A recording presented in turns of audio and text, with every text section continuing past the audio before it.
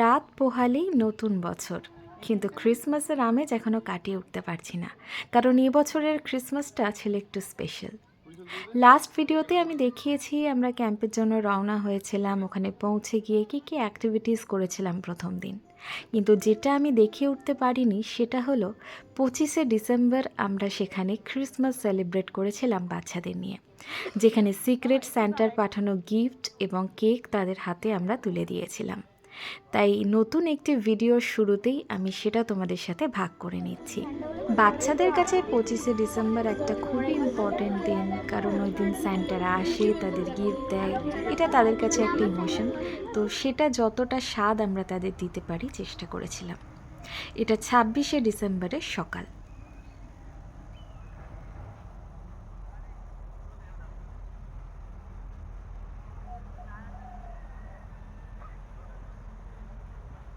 চাইলে ভিডিওটা মিউট করে দিতেই পারতাম, কিন্তু এই ধরনের ন্যাচারাল সাউন্ড উইথ ভিউ আমরা খুব কম দেখি, আমাদের আশপাশে তো এটা পাওয়াই যায় না।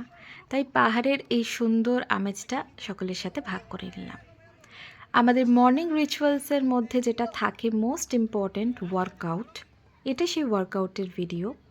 যারা সারা বছর বাড়িতে কোনো দিন সকালে উঠে ওয়ার্কআউট করে না, তারাও প্রচণ্ড এনথুসিয়াজম নিয়ে এই ওয়ার্কআউটটা করে।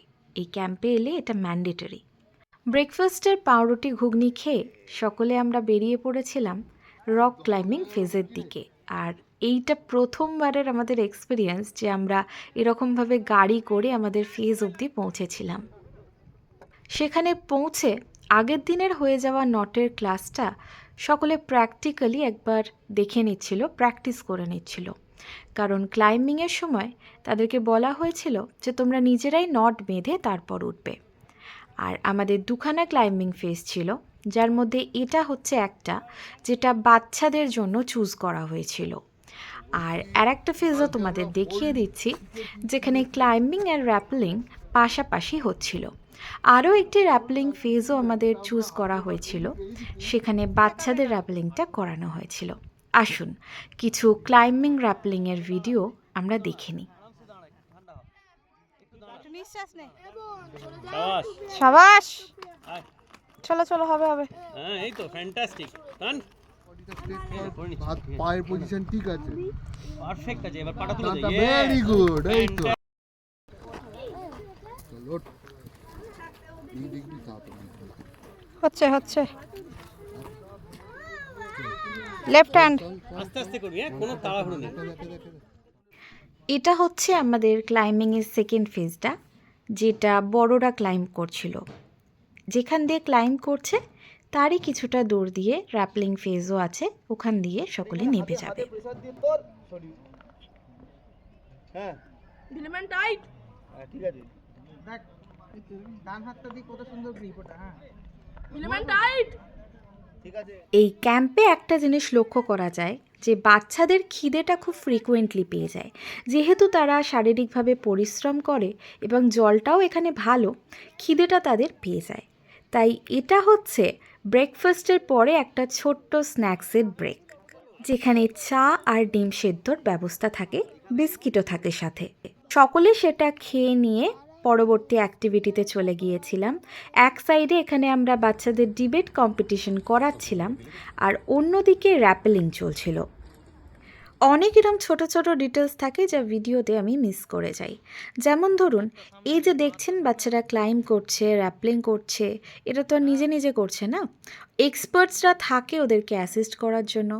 ট্রেনাররা তো থাকেই, পাশাপাশি দেখতে পাচ্ছেন কতজন আমরা থাকি ওদেরকে ঘিরে ধরে দাঁড়িয়ে, যাতে কোনোভাবেই ওদের চোট না লাগে।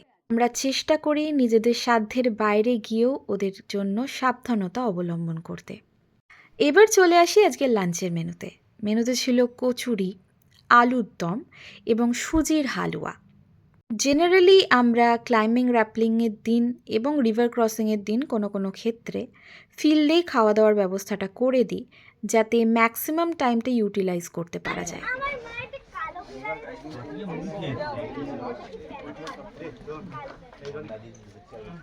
সেই কোন সকালে ফেজে এসেছিলাম আর এখন বিকেল হয়ে গেছে। আমাদের ফটোগ্রাফির ক্লাসটা তাই ওখানেই নিয়ে নেওয়া হয়েছিল। এরপরে আমরা ফিরে আসি আমাদের ক্যাম্প সাইটে। ফেরার পরে একটি আর্ট অ্যান্ড ক্রাফটের কম্পিটিশন ছিল, যেটাতে বাচ্চারা পার্টিসিপেট করেছিল। আমরা কিছু মেটেরিয়াল ওদের প্রোভাইড করে দিয়েছিলাম এবং তাদের ক্রিয়েটিভিটি দেখিয়ে তারা গ্রিটিংস কার্ড বানিয়েছিল ক্রিসমাস বা নিউ ইয়ার থিমের ওপরে। প্রত্যেকটা কার্ড ইউনিক এবং সুন্দর ছিল। এই দিনের আমাদের লাস্ট অ্যাক্টিভিটি ছিল নাইট ট্রেকিং। অন্ধকারে টর্চের আলোয় পাহাড় চড়া। আমার মনে হয় না এই অভিজ্ঞতা সচরাচর বাচ্চারা করে থাকে, তাই আমরা চেষ্টা করি বাচ্চাদের এই নতুন ধরনের অ্যাডভেঞ্চারের স্বাদ দেওয়ার।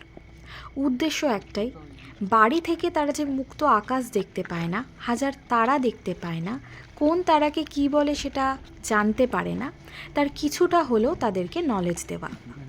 এছাড়াও এই নাইট ট্রেকিংয়ের আরও কিছু উদ্দেশ্য আছে, সেটা জানার জন্য অবশ্যই আমাদের সাথে ক্যাম্পে যেতে হবে।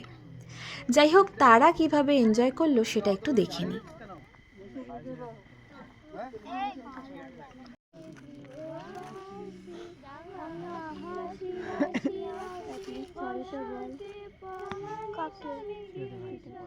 আজকে অনেক কিছু দেখিয়ে ফেললাম। রাতের ডিনারটা দিয়ে আজকের ভিডিও শেষ করছি।